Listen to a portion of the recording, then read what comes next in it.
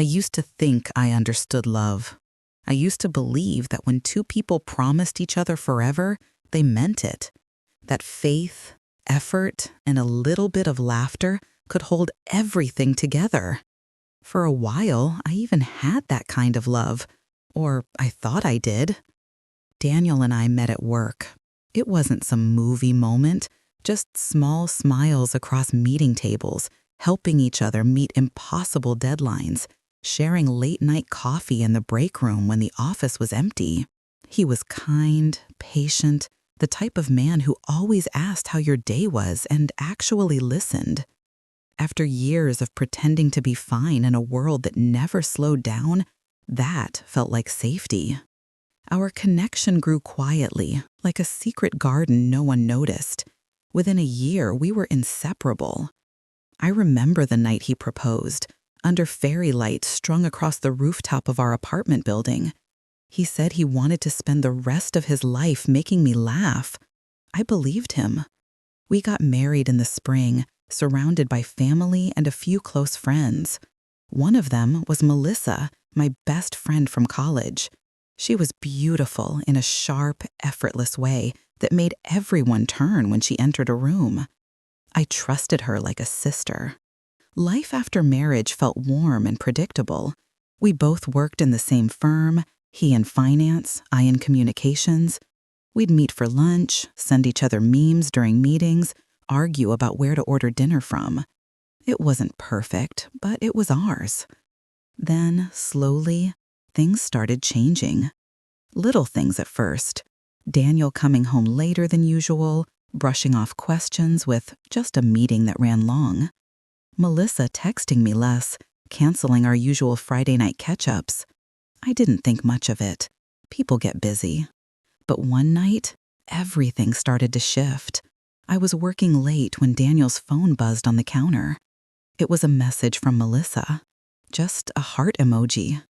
My chest tightened, but I told myself there had to be an explanation. Friends use emojis all the time, right? Still, something in me cracked that night.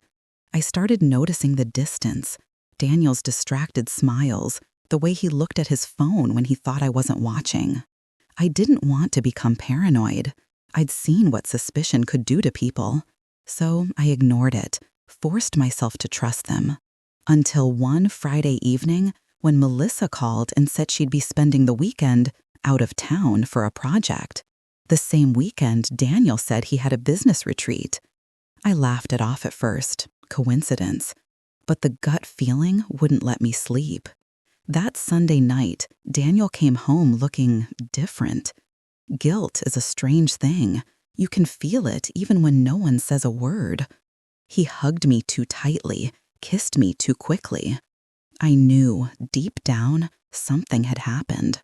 A week later, proof arrived. A coworker accidentally mentioned seeing Daniel and Melissa together at a beach resort, holding hands.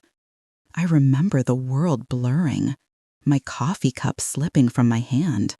My body felt like it was splitting in two, one part frozen, the other screaming silently. I didn't confront him that night. I sat in the dark, waiting for the courage to catch up with the truth. When I finally asked him, he didn't deny it.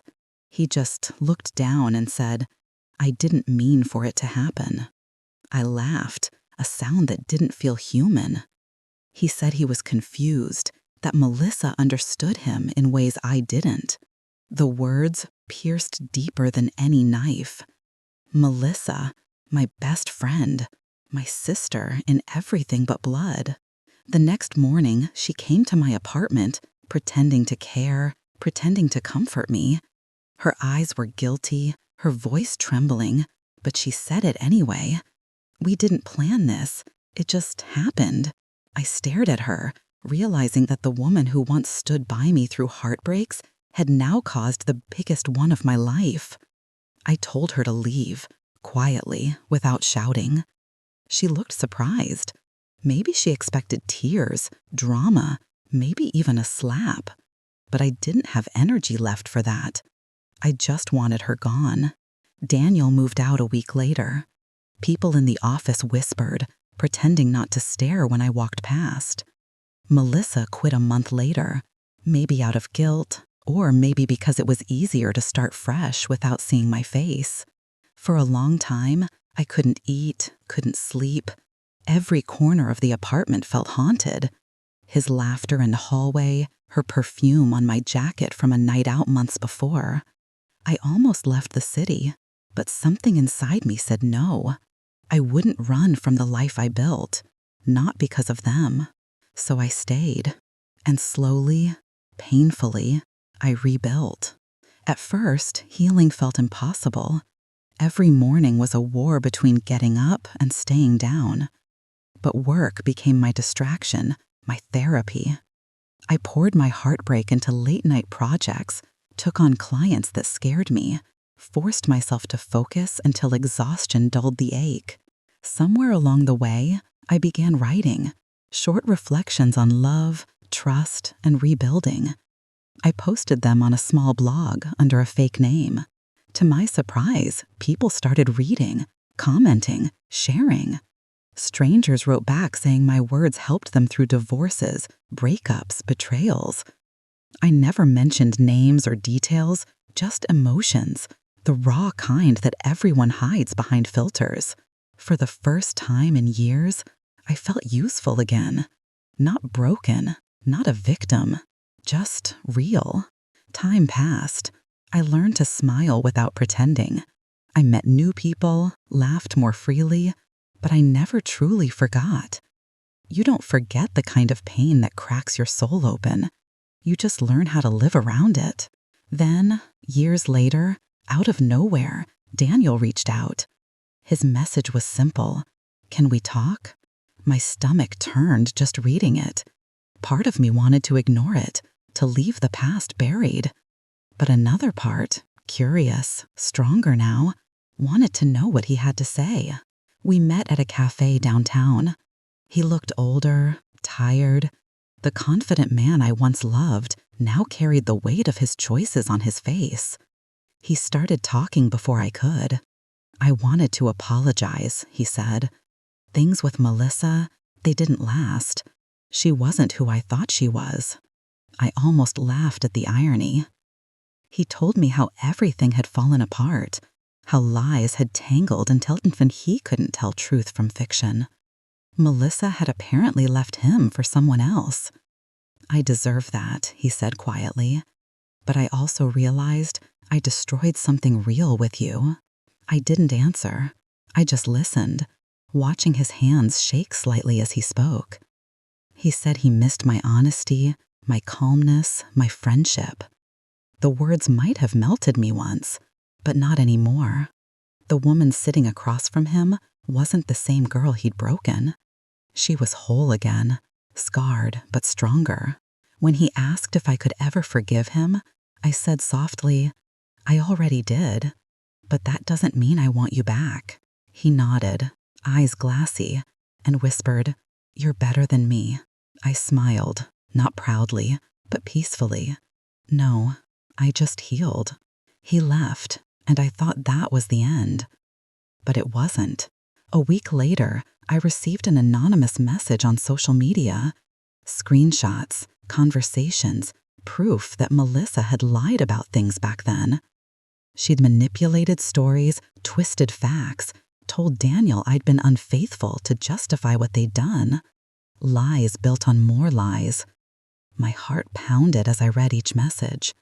It was everything I suspected, but seeing it written out still shook me. For years, people had believed a version of events where I was partly to blame. And I had stayed silent, thinking dignity meant swallowing the truth. But maybe it was time to speak. When the screenshots landed in my inbox, I just stared at them. I couldn't decide what I felt first: shock, anger, or that dull ache that comes when the truth finally matches your worst suspicion. The words on those screenshots blurred before my eyes. Melissa convincing Daniel that I had been seeing someone else, twisting my late nights at work into proof of betrayal. It was all so cruelly deliberate, so effortless. I scrolled through message after message until I couldn't breathe.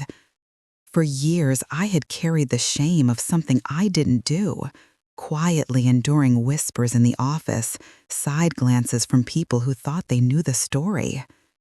And all this time, the proof of my innocence had existed in someone else's phone. I didn't cry. I thought I would, but I didn't. My tears had run dry years ago. Instead, a strange calm took over me, a quiet, steady certainty that this time I wouldn't stay silent. Not for revenge, not for spectacle, but for truth. I had been invisible for too long. That night, I sat at my kitchen table with a cup of cold coffee and opened my laptop. The same blog that had once been a place to hide was about to become my way to speak. I began typing, my fingers trembling at first, then moving faster as the words found rhythm. I didn't write names, I didn't accuse. I just told the story the way it had happened, how trust can be stolen, how lies can grow like vines and choke everything that's good. I described the way silence had felt heavier than anger. I told them that rebuilding isn't about proving anyone wrong. It's about proving to yourself that you can still stand. When I finished, I hovered over publish. My heart thudded so loud I thought the neighbors could hear it. Then I clicked.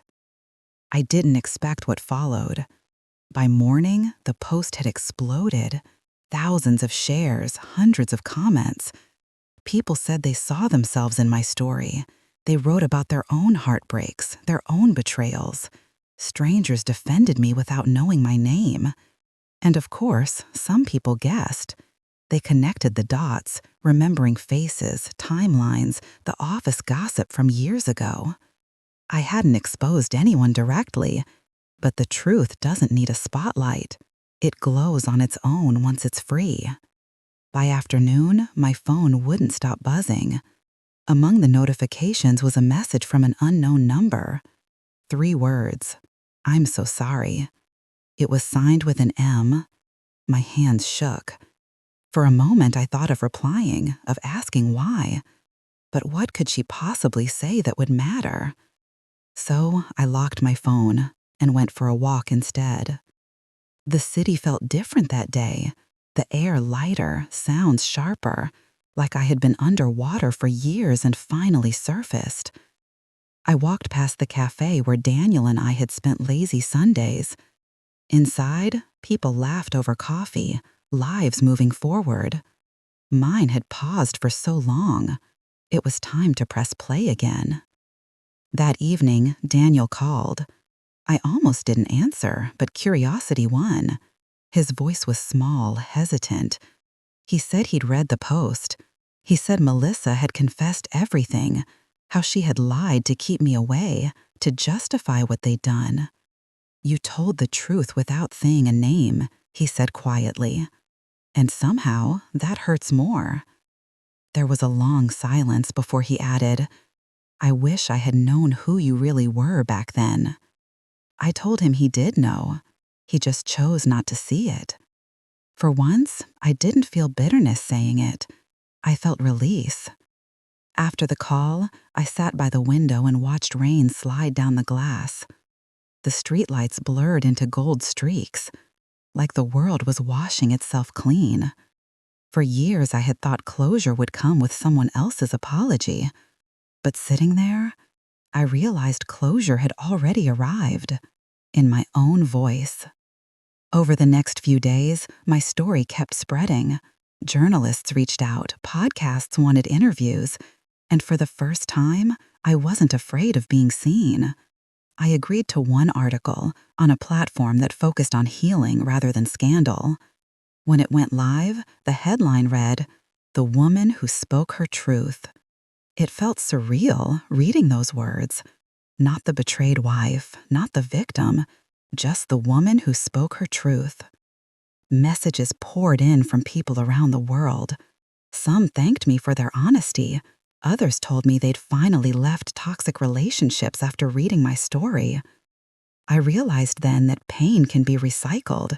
It doesn't disappear, but it can become fuel for someone else's courage. Weeks passed. Melissa disappeared from social media. Daniel changed jobs.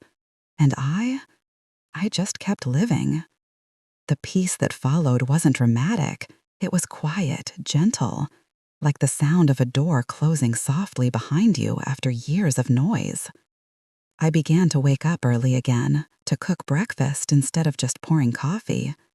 The plants on my balcony, once neglected, were suddenly thriving.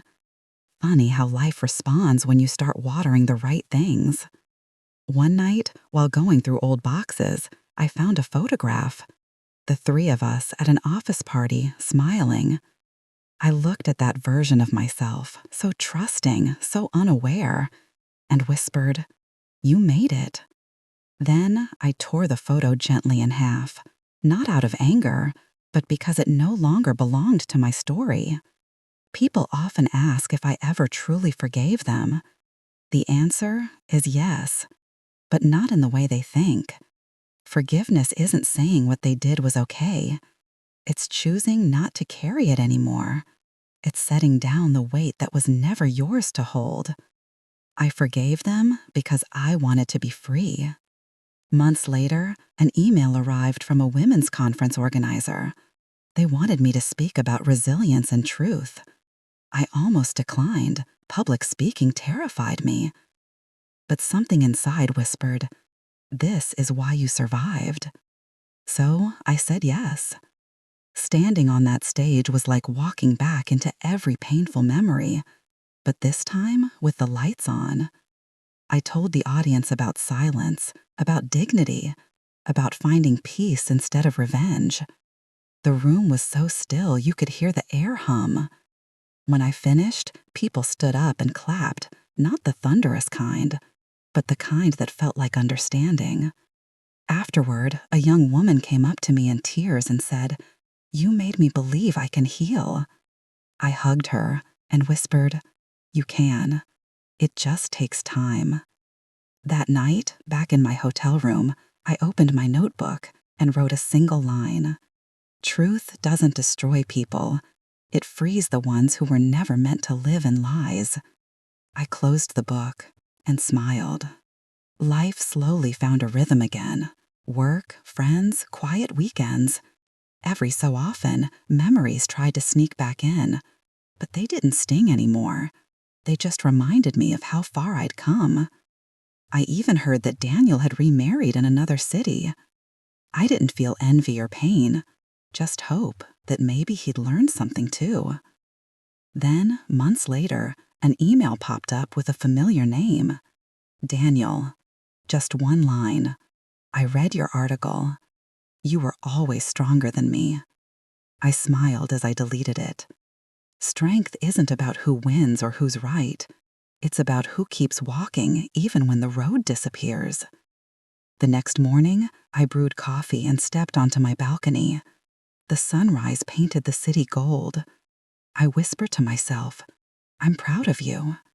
Not for surviving them, but for surviving me. The version that doubted, that begged, that broke. She deserved peace. Sometimes I still think about how easily everything could have ended differently, how a single conversation years ago might have saved it all. But maybe we're meant to lose certain people to find ourselves. Maybe heartbreak isn't the opposite of love. Maybe it's the proof that we felt deeply enough to be changed. As the city woke below me, I felt that calm settle in my chest, the quiet after a storm, the kind that doesn't ask for applause, just peace. That morning, as sunlight spilled through the glass, I felt something new, quiet gratitude. Not for what happened, but for what it taught me. Pain had been a brutal teacher, but it had also been honest. It stripped away the noise, the ego, the desperate need to be understood, and left only truth. People think revenge is about getting even, but it isn't. Real revenge is living well, unbothered, untethered to those who wronged you. It's waking up without anger. It's smiling at the reflection that once looked broken. One afternoon, I met an old coworker for lunch. We hadn't spoken in years, and as soon as she saw me, her eyes widened. "You look happy," she said, like it was a miracle. I laughed, genuinely laughed. "I am." She leaned closer, whispering, "You know, people still talk about what happened. Melissa moved away. No one knows where." I nodded. "Sometimes silence is the only apology you get," I said, and that was enough. After lunch, I walked by our old office building. It looked smaller somehow, like a set from a play that had ended. I stood there for a while, remembering the girl who used to walk through those doors with hope in her eyes. I wanted to tell her she'd survive, that one day she'd look back and feel nothing but calm. A few weeks later, I visited my parents. My mother, who had seen me through the worst of it, hugged me longer than usual. "You're glowing," she said softly. "It's peace, Mom," I told her. "It finally found me." She smiled, and for the first time in years, there were no questions in her eyes. At night, lying in my old bedroom, I thought about the version of me that had once begged for answers. I realized that healing doesn't arrive all at once. It sneaks in quietly, like morning light through half-closed blinds. It doesn't ask permission. It just happens when you stop chasing what hurt you. Months turned into a year. My blog turned into a book deal. The publisher said my words had helped thousands of people. I was stunned. That something born from pain could grow into purpose felt like poetic justice. During the launch, I stood on stage again, holding that first copy in my hands, and I realized the story was no longer about betrayal. It was about becoming. When the event ended, I walked out into the night air and looked up at the stars. For the first time, I didn't wish for anything. I was content. Later, sitting by my window, I wrote another entry in my notebook. Sometimes life breaks you to show you who you really are when the pieces fit back together. I closed it gently. The city hummed outside, alive and forgiving. A message came in that evening from someone I didn't expect, Melissa's sister. She thanked me for not naming her sister publicly. She said Melissa had finally admitted everything and was in therapy, trying to rebuild. Reading those words, I felt a strange mix of sadness and compassion. I typed back, "We all face our truth one day. I hope she finds peace too." Then I set my phone down. That was the last time I thought of her with anger. The next morning, I woke before dawn and watched the city stretch awake. Cars moved like veins of light through the streets. I made coffee and opened my balcony door. The air was cool, filled with the scent of rain from the night before. And right then, I knew the story had ended. Not with revenge, not with exposure, but with understanding. We don't heal when we punish others. We heal when their actions no longer control our emotions.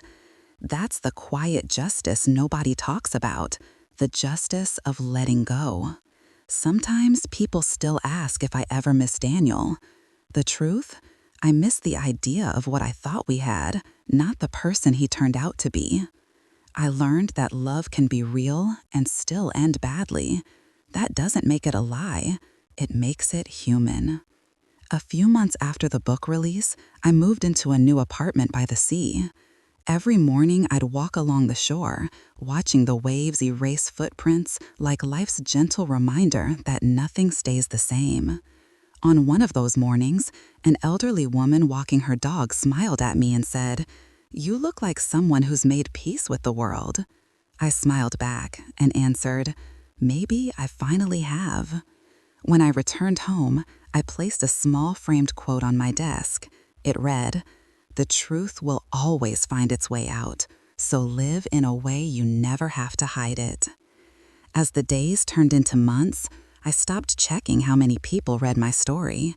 Numbers didn't matter anymore. What mattered was that somewhere, someone might read my words at 2 in the morning and feel less alone. That was enough. One evening, a storm rolled in over the ocean.